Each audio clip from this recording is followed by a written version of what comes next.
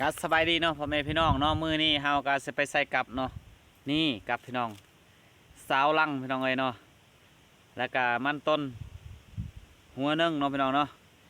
ว่ามื้ออื่นมาลุ้นนํกันว่ามื้ออื่นสิได้หรือบ่คลิปนี้ก็จบเพียงกันเท่านี้บายบายไปนํกันเลยก็สบายดีเนาะพ่อแม่พี่น้องเนาะมื้อนี้เฮาก็ไปย่ามมากับเนาะตอนเช้าเนาะพี่น้องเนาะเมื่อวานนี่ก็ไปใส่เนาะพี่น้องเนาะเอาพี่น้องไปเบิ่งเลยหรือม่านหรือบ่ม่านเนาะนี่โอ้ยพี่น้องเอ้ยมันบ่ถึกพี่น้องนี่เห็นบ่โอ้ยหลังที่สองถึกแล้วพี่น้องนี่เอ้ยมัน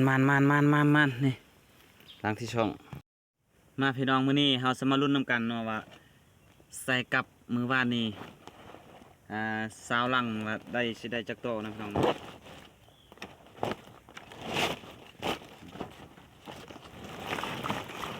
แต่ยังซองลังยังไม่ได้กูเนาะเพราะซองลังนั่นมันบ่ถึกอยู่แล้วเนาะแต่เอาเป็นอยู่ฮะสาวลังเห็นโตเบื้องโตที่บ่ถึก1 2 3 4 5 6นี่6ลัง8ยังบ่ได้กูเนาะเบื้องโตถึก1 2 3 4 5 6